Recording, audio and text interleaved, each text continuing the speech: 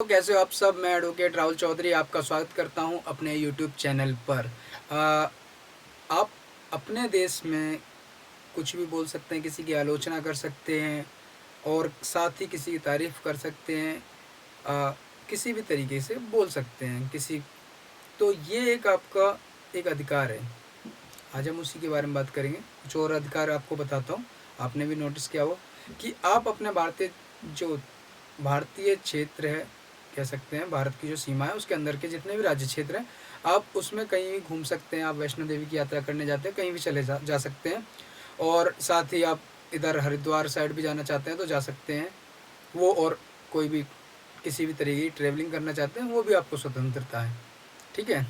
और साथ में आपने देखा होगा कि आप किसी का अगर कोई आपकी कंपनी में कोई मालिक अगर पैसे नहीं देता तो आप उसका विरोध भी कर सकते हैं। आप उसके विरोध के लिए सभा भी कर सकते हैं। ये सब भी आपने देखा होगा। मगर दरअसल क्या है कि हमारा जब देश आज़ाद नहीं था 1947 से पहले, तो इस तरीके के जो राइट्स थे, जो आज हमें ये बहुत छोटे से राइट्स लगते हैं, ये सब हमें राइट्स नहीं थे, ठीक है। किस तरीके से हमारे साथ भेदभाव होता था कि अगर आप अंग्रेज हैं तो आपके ये सब राइट्स हैं। आप किसी भी भारतीय को पीट सकते हैं, मार सकते हैं, कुछ भी, मतलब जान से तो नहीं मगर जान से भी मार देते थे तो भी कोई बड़ी चीज़ नहीं थी। आपको पता है कि आज़ादी से पहले क्या हाल था भारतीयों का। मगर अंग्रेज़ों को तो ये राइट्स इस तरीके के प्यार मतलब थे, मगर हिंदुस्तानियों को नहीं थे। तो ये जो हमें राइट्स मिले हैं वो आज़ादी के बाद मिले हैं, कह सकते हैं। क्योंकि पहले हमें ना बोलने की स्वतंत्रता थी, ना चलने की स्वतंत्रता थी, किसी भी तरीके का बिजनेस करने की स्वतंत्रता नहीं थी। आज की डेट में आपको बिजनेस करने की भी स्वतंत्रता है। कोई भी आप नए आइडिया के साथ कोई बिजनेस कर सकते हैं। साथ में आप कोई दुकान छोटी कुछ भी आप इनकम करने के लिए, रोजी करने के लिए आप कर सकते हैं। ये सब हमें स्वतंत्रता मिली। या भले ही आज छोटी सी स्वतंत्रता लगती है, मगर ये खुद में एक बड़ी स्वतंत्रता है जो हमें कॉन्स्टिट्यूशन ऑफ इंडिया से में प्राप्त हुई है। कॉन्स्टिट्यूशन ऑफ इंडिया में आर्टिकल 19 में ये हमें स्वतंत्रता मिली है। आज हम उन्हीं के बारे में बात करेंगे, जो हमें बहुत देखने में छोटी सी लगती है। पहली हमारी स्वतंत्रता है बोलने की स्वतंत्रता। जिस तरीके से मैं बोल रहा हूँ आपके सामने, ऐसे ही क्या है कि पहले अंग्रेज़ों के शासन में हमें बोलने के ये अधिकार नहीं प्राप्त थे। आप किसी अंग्रेज की बुराई नहीं कर सकते थे, क्योंकि ये उनके लॉ में खिलाफ था, ठीक है। उनके लॉ में ये लिखा हुआ था कि अंग्रेज़ों के खिलाफ आप नहीं से बोल सकते हैं, उनका विरोध नहीं कर सकते हैं। मगर आज की डेट में अगर आप की कह सकते हैं राजनीतिक पार्टी में अगर जो सत्ता चलाने वाले प्रधानमंत्री, राष्ट्रपति तक के भी आप विरोध में अगर आपको लगता है कि वो सही से कार्य नहीं कर रहे हैं, तो आप उनकी भी आलोचना कर सकते हैं। और यहाँ तक कि ये बोलने का अधिकार ही तो है, ठीक है।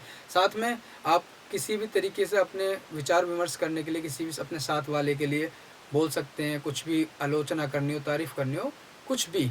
क्योंकि आपने देखा होगा कि क्रिकेट का मैच होता है, बहुत सारे लोग कहते हैं, गाली का भी यूज़ करते हैं। वो सब अपने खुशी के लिए कह सकते हैं, अपना फ्रस्ट्रेशन हटाने के लिए।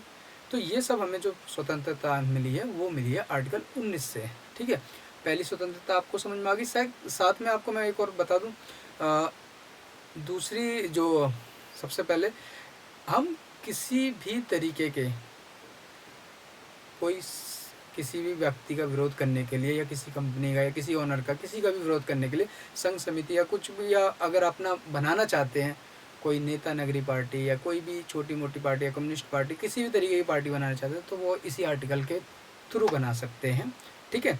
और ये भी आपको एक राइट्स है। पहले आप नहीं कर सकते थे। अगर आप पहले संघ बनाते थे तो वो आतंकवादी के तौर पर दिखाया जाता था अंग्रेज़ों का। आज भी आपने देखा होगा कि भगत सिंह, चंद्रशेखर आज़ाद, इनका जो गर्मपंथियों का दल था, उनको भी एक आतंकवादी ही डिक्लेयर कर रखा था। असल में था क्या, उनका भी तो एक संघ था, वो भी तो एक कार्य करना चाहते थे आज़ादी के लिए।